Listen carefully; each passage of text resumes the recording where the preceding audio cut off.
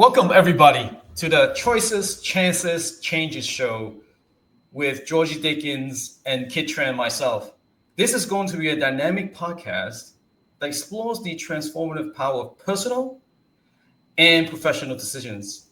Join Georgie and I as we delve into stories of courage, resilience, and innovation featuring thought-provoking conversations on navigating life's pivotal moments.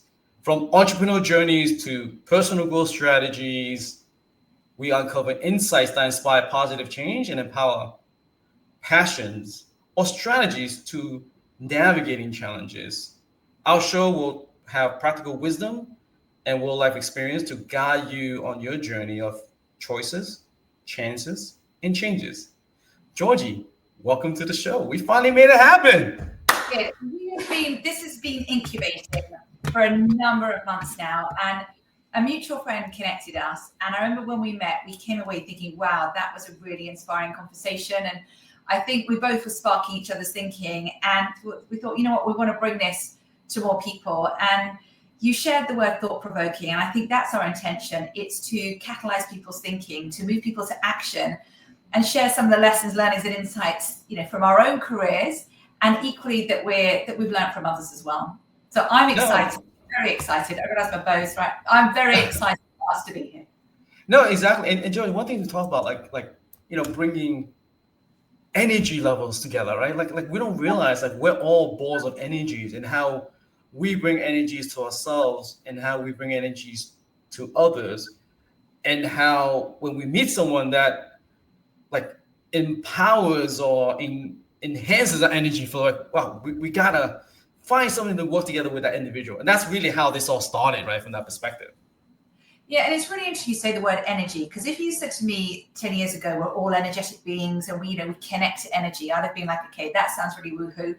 And I really recognize now the importance of energy. And interesting, when I wrote my book, my CEO book, I can't tell you every conversation I had with these founder entrepreneurs, I came away a different human being. It moved my thinking. I was coming away with new questions I was asking myself.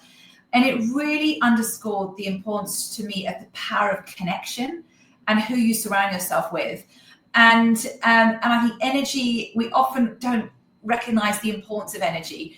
And interestingly, just recently, actually, a client shared with me that your energy introduces you before you even speak. So to your point, we're energetic beings, and how we show up, our mood, our attitude, our behavior, that really strongly influences, I think, the perception that people have of us. No, totally. So as part of the show, as choices, chances, changes, I think it'd be interesting for both of us to talk about those three topics on how we end up being who we are. Because look, we are a collection of all these three things through our lifetime to get us to where we are now, right? So, ladies first, why don't you start in terms of how do you get to where you get to based on, pivotal moments and choices, chances, and changes that you made in your life? It's a really good question, because I think there's been so many defining moments in my life, and whether I realized they were defining at the time, I'm not sure, but I can certainly reflect back and acknowledge those pivotal moments that have led me to where I am today. I had 20 years in financial services, and I loved working in the industry. It was dynamic, it was forward-looking, it was innovative, it was an exciting time to be part of the markets. However, probably the last decade that I was working in the markets, every 2 years I found myself knocking on the doctor's door. I'd had skin cancer, I'd had miscarriages, I'd had an overactive thyroid, because I was going so hard in life. I'm by nature a perfectionist. I'm by nature an overachiever, which has a strength. There's a huge strength there, but it also has a shadow side if it's left unchecked. And I was really bumping up against that burnout, but I've normalized it, because everyone in the industry, well, it felt like everyone, I know everyone's a big statement, but everyone was like, go hard. And that go hard attitude of, actually it worked, because I was rising in my career. I was getting paid up year on year. So the validation was this is a great recipe card. This pattern of behavior is brilliant. However, my doctor had a very different view to my organization, which is when you look at your notes, you're on this pattern repeat of go hard, burn out, get sick, rest, recover, repeat. So it just wasn't, I can reflect back and think, you know what, that wasn't a pattern that worked. And yet I knew I needed to change. We're talking about the word change. I knew I needed to change. But when you're in that busy, constant throughput of life, I think sometimes that path of least resistance, even if it's not serving you, there can be comfort in the discomfort. But on one particular visit, I went back to the doctors, and this was like an every 2-year cycle. And again, I think he's like, you're not making any changes. You're not making positive choices. You're doing the same things, going working as hard, and yet you're expecting a different outcome.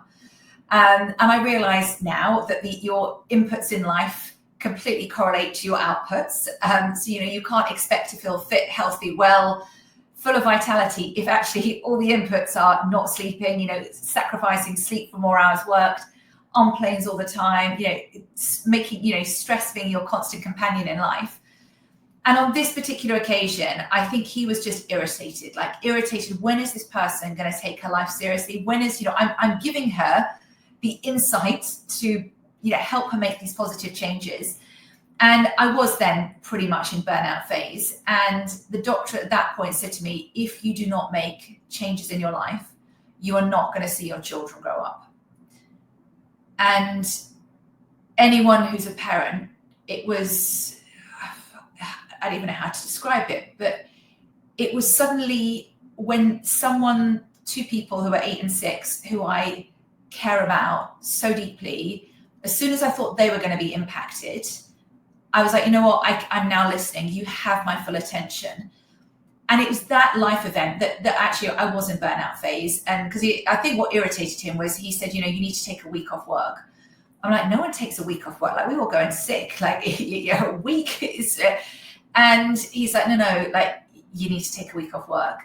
And as soon as he gave me permission, or I gave myself permission maybe, it was the time and space I needed. And I never had time and space, but that time gave me the space to self-reflect, to be like, what are the choices I'm making in life? Because I was on autopilot. I was that hamster on the wheel, going so fast. But that's when my health was such a big challenge for me, but also it was a savior, because I'm not in choice. I'm seeing my motivations as title and status and money, but actually, what about health? What about well-being? What about being around for my children? So that was a defining moment that led me to create and be purposeful and to reconnect to my why. And I think our why and our motivations and drivers, they change over time. And we don't always periodically go back and review and check in on them. But that gave me the space. And I got a coach that helped me with that process to hold the mirror up. And it was such a deeply transformative time in my life. And it's just, I often have to remind myself, don't wait for a life event to make the positive changes, to make the positive choices. Create the space. No one's going to create that space for you. You have to be intentional, you have to be deliberate, you have to track these things. Because otherwise there's no change without change. You'll just carry on this default path. So for me, I wanted to take agency and ownership, and that led me to moving into setting up my business as a coach and trusted advisor to C-suite leaders. And now I'm in the world of making choices and changes every day, because I'm in that area of wanting to grow and do things differently and leave a lasting impact on people's lives as well. No, it is interesting, right? Because I don't think we realize, like, the way we are, who we are in our 20s and 30s and 40s, it changes. Our perspective changes. And a lot of times we think we know ourselves, but we don't go back and learn about our new selves because new experiences have come our way, new ingredients have come our way. And so in a way, we always think like we're the same ingredient we were 5 years ago, 10 years ago, whatever the case is. It's not. We've evolved into something else, right? Given the experience we face in life. And when I was in my early 20s, like, money was really important to me because I wanted to buy a house, I wanted to get married, but your motivations and drivers, they do change over time. Like, they do change. and different people, you see different things come into your life, people, children, and your time. So therefore, I think time doesn't give refunds. And so time is one of our biggest assets. It's a non-renewable resource. And you spoke, and I want to hear about your origin story and your pivotal moments. But one of the things that in one of our conversations that really I found very inspiring is the fact that you track how and where you spend your time. It's so intentional, it's so purposeful to make sure you're spending the time on the things that matter. And I think being deliberate and consistent in that is so critical. And I don't think many people do that. No, so yeah, so you give away my secret in life. No, but in all seriousness, look, if you're saying time is an asset, I literally track it as part of my portfolio, right? I have a time portfolio, and the good news about time portfolio is we're all equal when it comes to time, right? 24 hours a day, yeah, for everybody, right? And in a lot of cases, we say time is important, but yet we don't track it, and we're not deliberate about what we do. I think intentions matter because you don't want to do things for the sake of doing things. You want to do things with a purpose. And I do think at times, because not getting that clarity what that purpose means, decisions and choices we make ends up being harder. But if you have a clear purpose on what is it that matters to you, what is it you want to achieve, then making those choices and taking those chances are quite calculated, right? Quite intentional. They say what you put your attention on expands in your life, and what gets measured improves. And I think your inventory system for tracking time, given it is an asset. I mean, how many people track time? But and I think it's also knowing your priorities, because it's knowing what your priorities are and then tracking the time against those. Looking at your diary, is my diary reflective of what I say is important to me? If I say family is important to me, where in my diary am I spending, purposefully spending time with my family and with that high quality level of attention or connection? No, that's exactly it. Because you talk to so many people, it's like, what's the top 5 most important things in your life? Okay, I'm like, let me take your phone. I take the phone, like, why are you spending like 90% of your time on the phone watching social media? Right? Yeah. It doesn't align with what you're saying is important. And a lot of times we end up being, I told like consumer versus creator, right? Price taker versus market maker, where a lot of times people just go with the flow and they end up spending so much time consuming versus creating, right? It is up to, what I love about like life is, at any moment, at whatever state you are, it is up to you to make a decision and a choice that will change the direction of where you're going. And these things compound. So if you do enough of it with intention, right, it compounds to a certain direction you want. But if you're living life where you're saying, I'm giving the remote control to whomever is holding it, right, whether it's the entertainment of the day or the news of the day, whatever the case is, well, you kind of lost the plot, right? And the word that I wrote down there listening to you was lazy ambitious. I think often we want those achievements, we want the successes, but it is about being used the word creator. And when I look at extraordinary performers, and you and I, we know many of them, that what is the difference that makes a difference? And they are creators. They are truly creators, because we can live a life by default or we can live a life by design. And that design, it goes back to your intentionality. It's being intentional. It's being deliberate with our choices, who we spend time with. And it's, to your point, it's those small things, sometimes those small choices, those small decisions that you think in isolation are small, but they have this, they amplify. They are far greater in terms of the impact and influence they have on your life versus the actual, the doing of it itself. No, exactly. Like, I tell you about my the antisocial phase of my life, right? Like, Kit's the one friend where there's a party, Kit's not gonna show, or like I never see him, right? And a lot of times it's about just understanding your purpose, your intention, and taking a lot of actions, right? And don't get lazy about it. And a lot of times we go, oh, I'm not gonna go to that event because I gotta get dressed, I gotta take the train, I gotta do this, or and a lot of times we always find excuses why not to do something. Yeah. And then we end up, things don't go our way. We end up blaming the world versus owning it. Because look, life is like, to me, what I love about life is life is like, I'm the writer, I'm the producer, I'm the actor, right? It's me. It's a one-person show.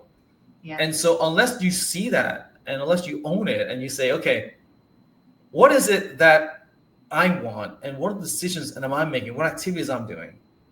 And it's up to me to own it. And look, owning it and guaranteeing are two things, right? I think that's why people get frustrated to say, I made a decision and the outcome didn't happen. Well, outcomes are not guaranteed. But if you don't make that decision, I guarantee you that outcome will not happen. But if you made a decision and you made a point of doing something about it, at least there's a chance of it happening. And if you do enough of it, that chance increases. And all of a sudden, you fast forward 1 month, 6 months, 1 year, 2 years, and you're deliberate about what you eat and how active you are. Oh, you end up being in good shape, right? And I think people miss that point at times. Yeah, it 100%. And to circle back on, you're often the person that doesn't go to the party or didn't used to go to the party. I think it goes back to that time. Because I often have clients who speak to the fact that I just don't have any time. The demands of me are outstripped by my capacity, and I think it comes back to going to parties, social events, committing to meetings. It's just reminding ourselves that no is a choice and yes is a scale of commitment. It's the showing up, it's the getting ready, it's the being there, it's the engagement. So it has to be really worth your time. And there was a quote that's just coming up for me listening to you, which is, it's put yourself in a position for serendipity. So it is, I think, sometimes just to check in. If you're an island and you don't connect with people, you don't attend events, then you know what, you're probably going to limit the heights you can reach, because we're social beings. So I think it's been really thoughtful around, what are the places and spaces and who are the people I want to connect with to put myself in those positions of serendipity, because it could be one chance conversation, one kind of chance encounter that can put you on a whole different pathway. It totally is. And by the way, so I know I drag on to go to my origin story, but I got my first job at BlackRock because I made a decision, maybe it was by accident, by luck that day, to go to an event where I met somebody and they said, hey, by the way, one of the senior guy at BlackRock went to Binghamton and he constantly comes back to recruit, right? And then because of the conversation, I then went and tracked down that event to then be able to be interviewed to get my first job at BlackRock. Now, had I not decided to make that meeting and go out and do the things I did, I would not have landed my first job, right? Be in the industry and have my start. And it's these little things that you don't realize made the difference, right? It's like little decisions that we underestimate daily, and we go, wait a minute, the outcome of who I end up becoming can change drastically. And at the moment, we never realize it, right? But it's these little things that do count. And unless we inventory, unless we're more aware of it,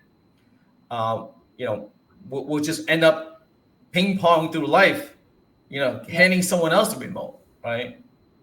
I do think that event at BlackRock is also, there was something intuitively that spoke to you that said I should be there, and so there is our intuition is our internal GPS. So it is listening to that, because sometimes our head can be like, oh no, I don't, I shouldn't go, it won't be valuable, but the intuition will guide you if you listen to it. And if you want to get ahead, if you want to, then it is about meeting people and connecting with people and putting yourself in those positions. And I always say, I always encourage people to think, what's their next role ahead of them, or what's the next thing they want to create and achieve, and who are people already doing that, and where do they hang out? What are the tables they're sitting at? What are the places they're hanging out? Because again, it goes back to being the conscious creator. And it's interesting because you use the word strategy at the beginning, and there's one thing knowing, there's quite another thing doing, because sometimes we know this stuff, but actually it requires action. The same way that a business plan, there's a strategy, but then there's an execution plan as well. We've got to do the work. We can't, otherwise the words are just brilliant words on a piece, on a piece of paper. No, and a lot of it is also, it's fear, right? Like I remember this. Like this was so. Look, I was part of IHS Market, right? I joined in early 05 and I was there for 17 years. And I remember this was like 08, 09. I was senior, I was a director, right, at the firm. But I was always worried about public speaking, like speaking in front of all the MDs, speaking in front of all the directors, because I'm always worried about like, am I saying something wrong? And you go through a meeting and you have an idea, you say, hey, I should bring this up, and you didn't, and then all of a sudden, half an hour later, someone brought it up and they look like amazingly smart for bringing it up. And at the time, I went to my head of HR, because back then, we were a startup, right? We were pretty fluid. And so I was like, oh, Raj, and his name is Raj. I'm like, I have an issue. It's like, what do you mean? Like, I don't know how to talk in front of people, or especially people that are more senior than me. What do I do? Right? And a lot of times it's that perceived fear of sounding stupid, right? That perceived fear of saying, not knowing enough. And the truth is, one of the models I've ended up learning and adopting, not sure it's right or wrong, but rarely right, always confident, right? Rarely right, I like that. Rarely right, always confident. and it's really about, look, the perspective you have is who you are. You can't hide who you are. You can't be something else you're not, right? As long as what you're doing or saying comes from a assumed positive intent, and your intentions are well, and your expertise, what is there to worry about, right? It's not like you say something wrong, someone's gonna put you in a headlock, right? That's not gonna happen. But it's that fear that gets to all of us, and I think it's that fear that prevents us from making those decisions, those choices, and these little decisions that we make. And honestly, after that, I end up in every meeting, right, making the choice to say something.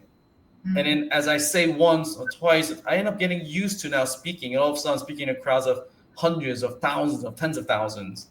And now I'm on a podcast with you, right? Which hopefully this goes to millions. But this is like, it's that risk factor that we always face, and that's fear factor, I think. And several things, because I'm a writer, like I write down when I hear things that spark for me. There was a stat, and this is about females, but it said that 70% of women would rather have root canal surgery than speak in public. Now, I have not had root canal surgery, but I think it's probably fairly painful. So the public speaking thing, I think it really, that's a real fear for many of us. And with fear isn't real. We can't touch it. I can't pick up fear and try and massage it.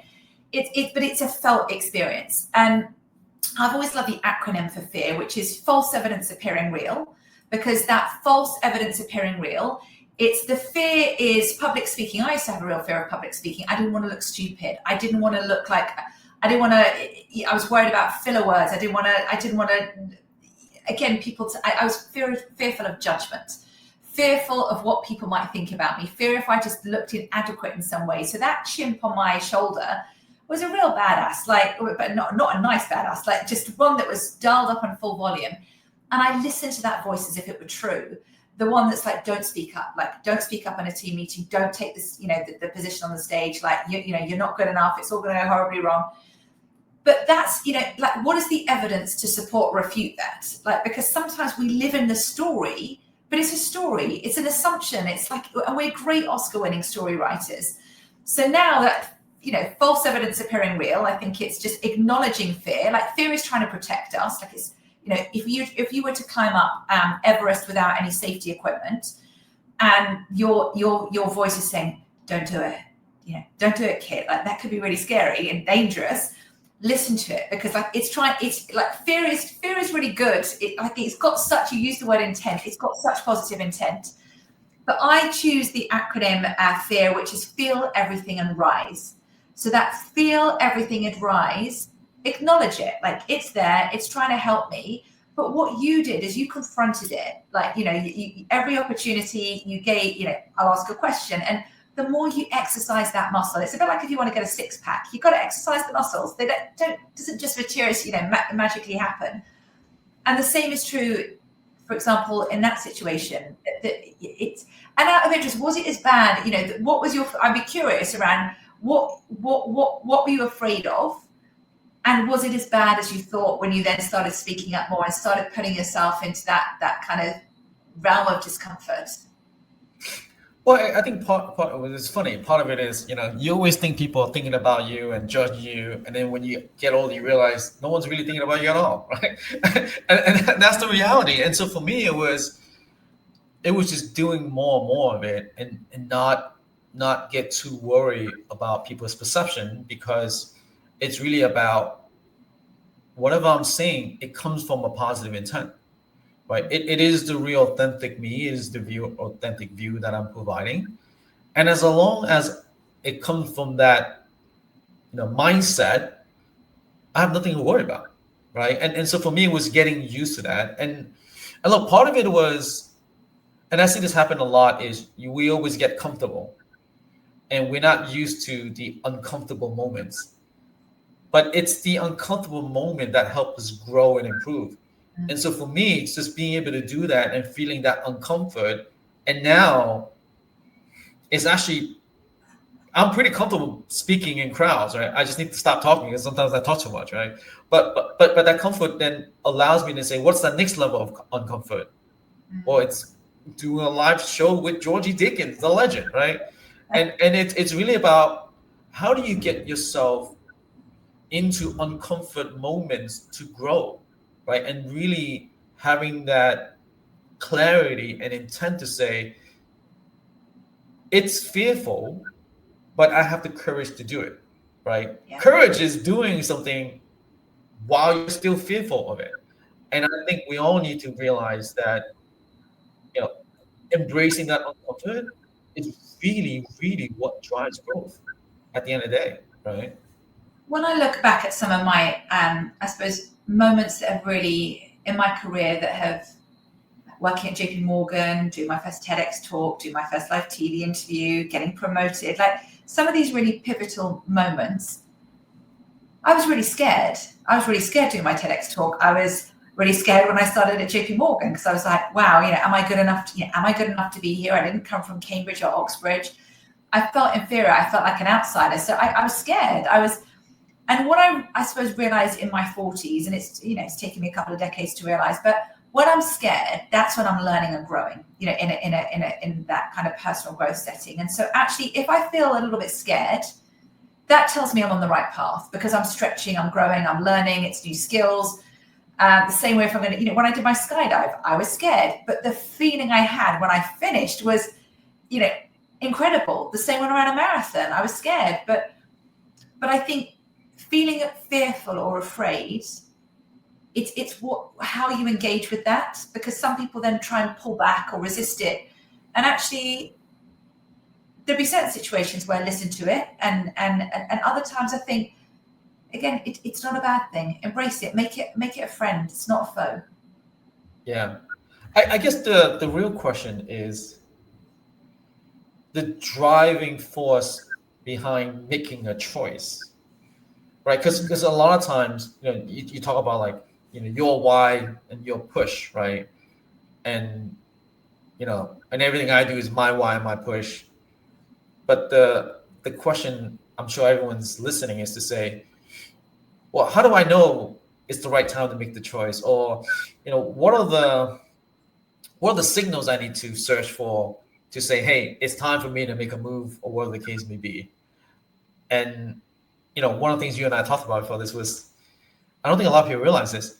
We rotate around the axis on Earth 17,000 kilometers an hour. We then move around the sun 108,000 kilometers an hour.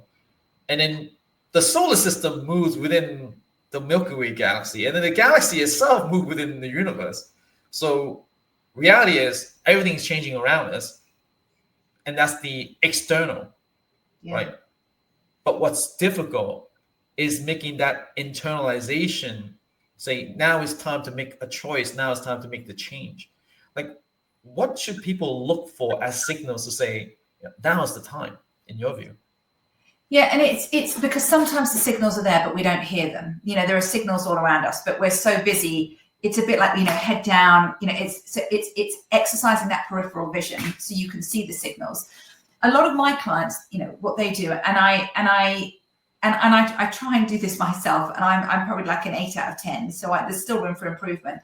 But having a mini board meeting with myself, the same way that you speak to your board, and because I think sometimes, the choices you want to, well, for me, I think it's coming from a place of, when you're making a choice, it's considered and thoughtful. It's not a knee-jerk reaction, because sometimes we can, let's say, have a bad day at work or something doesn't go our way, and we can be emotionally reactive. Now, that's not helpful. So it's about being considered, being thoughtful. And I think that mini board meeting with yourself is an opportunity to pose some really thought-provoking questions. What does success mean to me? What do I care about? What matters? What are the priorities in my life? It's incredible how many people can't speak to what their priorities are. And equally, as you get older and you have more experiences, you've got more skills, there are so many things you can do. Like if you were going for a different, creating a different company now, Kiet, there's so many different sectors, different roles you could have in that company. So many things you can do, but what do you actually want to do? And I think, so that mini board meeting, it's then being really purposeful with that time. And equally, sometimes if you struggle with asking yourself those questions, having a coach or a trusted friend, a bit like, we've had conversations, just, but asking each other questions to go from the head to really uncover what's more deeply there that maybe you haven't got access to. There's a disconnect.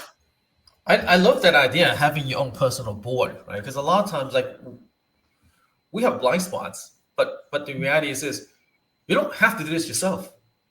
No. Right? We always think like we're on our own journey. No, look, it's up to us to make the ultimate decision.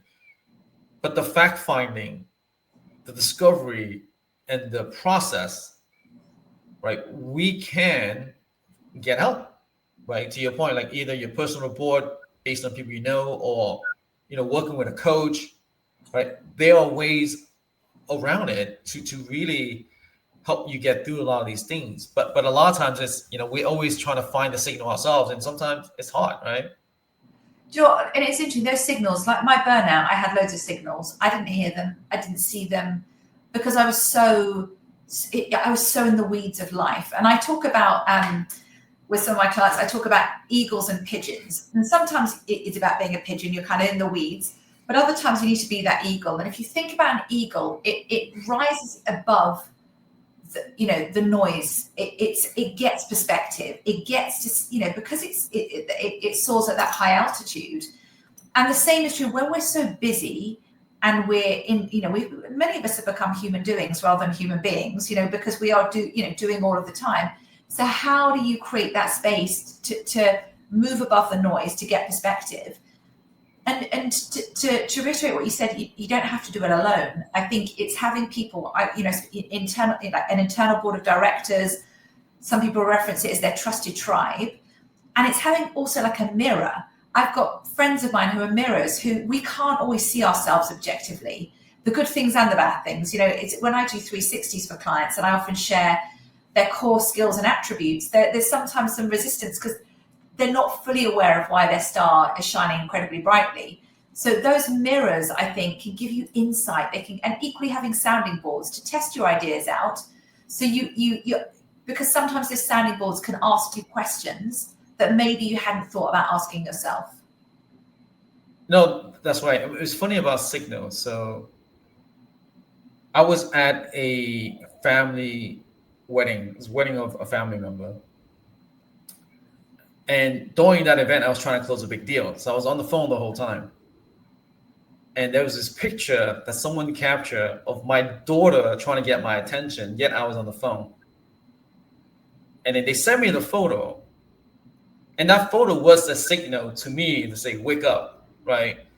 And it's little things like that at times, when we raise our awareness and then ask the next question, to really rediscover our why, right? And it's important to say, you know what? Sometimes the people that say things about you to help you rise and be a better person, right, are not bad people. They're here to try to help you, right? You may not like to hear it, but listen to it. Yeah. And believe it or not, like that picture, like changed my life. Picture was taken 8 years ago, right? And it's really led me to who I am today for the most part. But the key thing there is, Kiet, someone's shared a picture with you, and you could have easily been like, oh, picture on the phone, wasn't spending quality time with my family, and just let that go.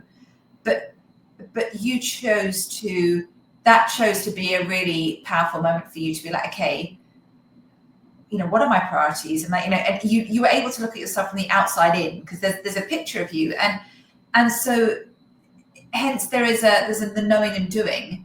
You were aware in the moment once you saw the picture, but then that's now informed how you show up differently, maybe with your children, how you show up at family events. So you're not that person who's in the picture, closing a deal on their phone. No, that's exactly it. And it was that instant moment and the decisions I make, series of decisions after that, right?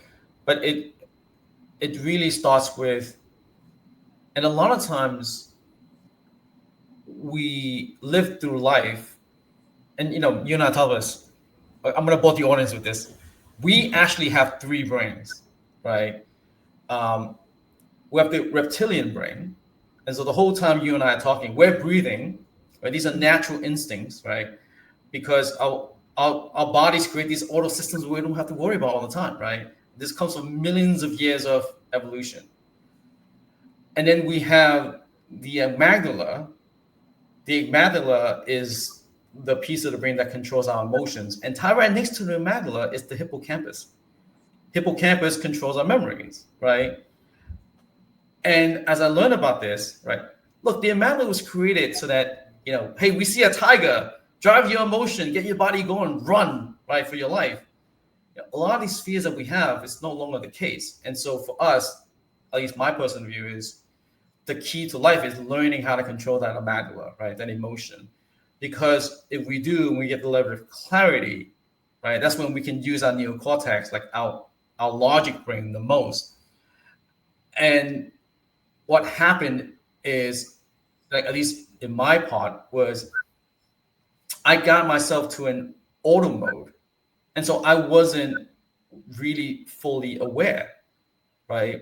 And that's what we typically do, right? We want to automate our process. Our brain does the same thing. So at times we'll go through life through a blur. I'm not sure you've had this, but like in the early days of my life, I would like go through a week, a month, or even 6 months and not realize what happened during that 6 months, right? I was on autopilot. And making the decision not to be an autopilot and being more aware, right? And increasing your sensory acuity and trying to be present more. That's what made the difference. And so, like, from looking at that picture, I'm like, I had to make a choice. How do I be more present? How do I not be here and think about what happened yesterday or worry about what's going to happen tomorrow, but enjoy the moment now? Yeah. Right. And that picture really woke me up from that perspective. It reminds me of the Kung Fu Panda quote, but it's like it talks about now being a gift. That's why they call it the present. And it's interesting. My dad passed away last year after a very sudden and quick illness, and I wish sometimes it wasn't life events that forced us to, but it did force me to kind of reappraise and reevaluate. And you realize the present moment is a gift. I mean, when you wake up, the fact you wake up, there's a gift. The fact you can see, talk, walk, these are all gifts. And there's so many things we get to do, and yet in life, and I think it's just having that gratitude, because no one's got the gift of tomorrow. Like no one's got that guaranteed. So where we can, coming from that place, we've said the word before, like intentionality, and that it often requires us to be deliberate, because there's so many things competing for our attention, our devices, our emails, our messaging, people. So actually being present is really hard to do. But again, it's like that muscle. The more you exercise it, like, what is quality of connection with the people you love and care about? What does that actually feel like, look like? and then really cultivating that, because I think often, to your point, we can be on that autopilot. And it's interesting the story you said, like sometimes you could go a week or a month back in the day and you'd be like, what happened? And I remember my first job out of university was working at Reuters, and they had an office in a place called Thomas More Square in London. And every day I'd get off my train and I'd walk from the train to the office, and I walked past the Tower of London and London Bridge every day. So pretty iconic historical sites in London. And I remember on one particular day, my mum, I don't know why, but she walked she was walking into the office with me, and she's like, oh my God, your walk is amazing. You've got the Tower of London, you've got London Bridge. And I'm like, oh yeah, I suppose I have. But I completely was in my zone, in my headspace. And it's so often we're not, to your point, that kind of acuity, we're just not aware. And yeah, I still go in there. I don't get me wrong. I drove home today from the train station, and I, again, autopilot, because I think it's sometimes to be present, it's like we have to switch it on and be really intentional around it. No, and okay, so here's an irony. So after that picture, I went through a phase of self-discovery, and was more deliberate, more intention without what I was doing, and be more mindful. And fast forward 12 months, I made partner, and I made the most money I've ever made in my life because of it. And it was because I was intentional with what I'm doing. And I realized that a lot of times we always say, hey, work's work, life's life. Person, I have 2 me or 3 me's. You don't. There's only one you. Bring that same you to where you are. And the more authentic you bring to the table, right, the more value you create around you. And in a way, I need to thank that friend for the photo, but it actually helped me, have a better personal life. But in a way, it helped enhance my professional life as well, without realizing. You would imagine, okay, so you fall back, you did last extension.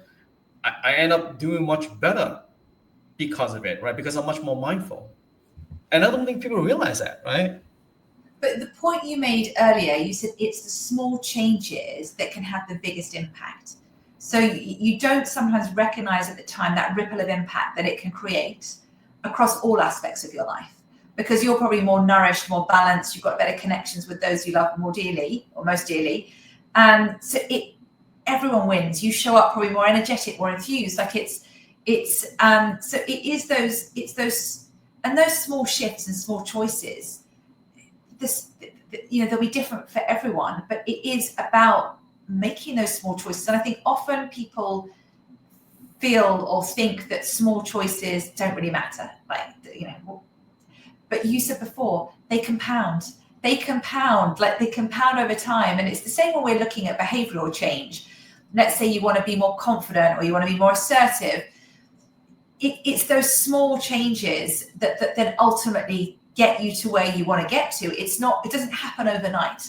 And I think we often want the things that we desire. We want things quickly, and actually it's exercising that patient urgency, and doing the work that's going to get us there. No, exactly. And it's funny. So, as part of our company model, we say work is a verb, not a noun. Ooh, I like that. It's not bound by time nor location, but it's bound by outcome and results. And to your point, I'm not sure you've had. I remember this where I had projects where it just took me a month and I can't do it or get it done. But then for some crap, all of a sudden I'm in the zone. Yeah. And I'm like flying through. Within an hour, I can do a week or a month's worth of work, right? And it's really about how do you get yourself in the zone? And highlighting the point you said, it was, I am much more aware, I'm much more fulfilled personally. And so when I come in professionally, I am coming in sharp as ever. Yeah. Right. Versus before, I was on autopilot. Even though I was there, I was not there. Right. And that made the difference. And so even though maybe I'm working less hours, but despite the less hours, I'm providing 10 times the output, because that's also how effective I am. Right. And I don't think people understand that. I think it's leverage those moments when they come, because I know when I'm in a zone of creativity, whether it's ideas or I'm like, I've just got to capture it, because if I try and wait, if I be like, do you know what, I'll do that tomorrow, it's like it may not come. And I think it's also recognizing, where do you do your best blue sky thinking? Whether it's you're thinking about a next step in your career, you're thinking about a project at work, like where do you do your best blue sky thinking?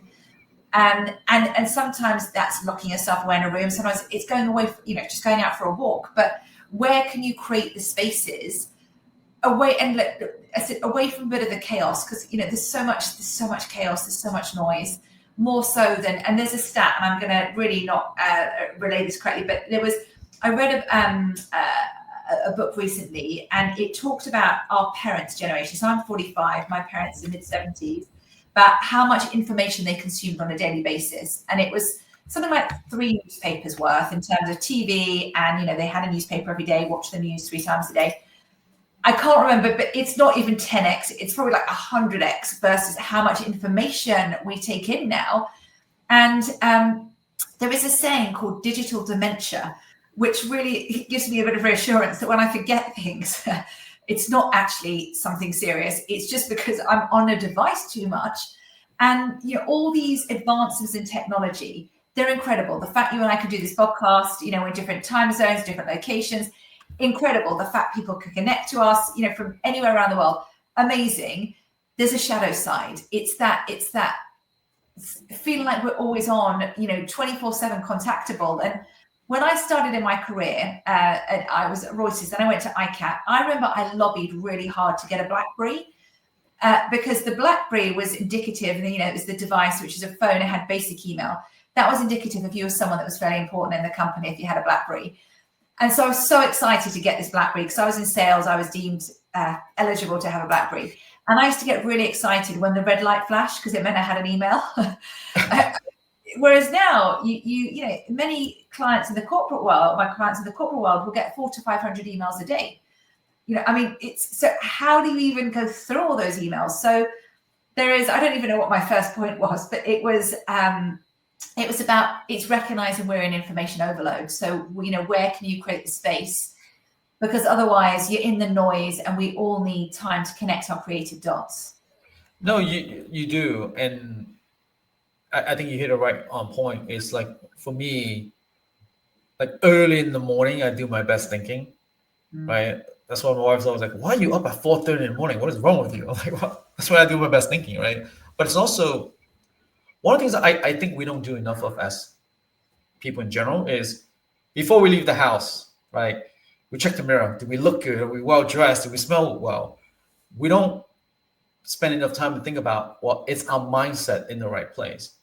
And so I do a lot of mindset exercise in the morning myself, right? Where I inventory, to me, the gratitude I have in life. Look, I have an amazing life. I am lucky.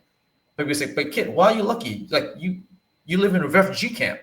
But I'm lucky. I had the luck to come to America. I had the luck to be who I am today, right? Yes, I put in the work, but let's be real. A lot of this is luck, right? A lot of this is unseen forces that's got me here. So I'm very appreciative of everything I have. And so it's really about having a sense of gratitude. So in the morning, I list out like the positive gratitude, right, that comes through me. I look through the inventory of people I have in my life. I look through the things I want to achieve for me now in the day, and the things I need to achieve where 6 months from now, I'll thank myself for doing it today. So before I leave the house, I have a deliberate intention to understanding what that day is, right? And for me, it's early morning that allows me to do that, and that inventory on a daily basis. And I do think, that's something that I would encourage more people to do, to say, don't leave the house keeping your physical in check, but keep your mind in check as well. I think that's going to be very important. Yeah, and I think people are either morning larks or night owls. I'm like you, I'm a morning lark. And it come like 9 o'clock in the evening, there's not so much going on with my brain cells. But in the morning, I'm very awake. And I remember probably like 15 years ago reading a book called The Miracle Morning by Hal Elrod. And it was a complete game changer, because I used to just get up, I'd have breakfast, I'd go to work. Whereas this was the power of, he had like 4 10-minute blocks, and one was scribing, was writing, one was exercising. I'll have to go back to list the 4, to revisit the 4. But it was about that really setting yourself up for success. And I don't know whether this was his quote or if I've heard it from someone else, but it was like, win the morning, win the day. And that it strongly, for me, that morning, even if it's 10 minutes that I get to spend on mindset and intentionality, that is the rudder of my day. That strongly influences how I make decisions. It strongly influences my patience levels. It strongly influences how reactive I am if there's there's an event. And I never appreciated the importance of the morning. And like you, I do my gratitudes because I've done those for years.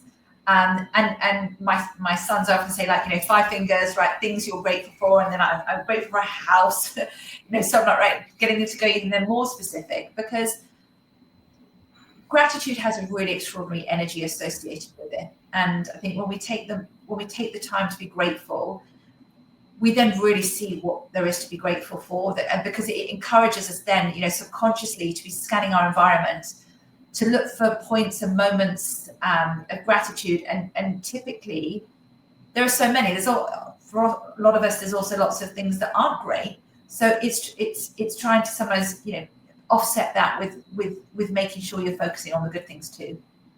No, exactly. So Georgie, that was great. That was fun. So how do we want to end this? Like, how do we want the audience to come help us on this? Well, I think that this is going to be really organic and iterative. Kiet and I have got hours and hours worth of conversations that we will be having together. And equally, I think if there's a topic, if there's a theme, if there's a certain subject that's front of mind for you and you'd really value hearing us speak to, then let us know. Equally, we will be inviting guests on our podcast. So if there's a guest you think it would be really interesting for us to spend time with, please again share names with us. So this comes from such a place of good energy, this show, and I think I'm excited to be part of it, because even Kiet, listening to you, I'm learning. I've made loads of notes as I'm listening to you. So we're just open to evolving this in a way that's really going to have the greatest impact for those listening. No, exactly. I've learned a lot from you today as well, and this is just great positive energy. And I'm thankful for this opportunity, because I do see this being something extremely amazing. And I just want to say to the audience, thank you for listening to our first episode, and thank you for your continued support going forward. Georgie and I will continue to create great content to really help and make the world a better place. Thank you, everybody. Thank you.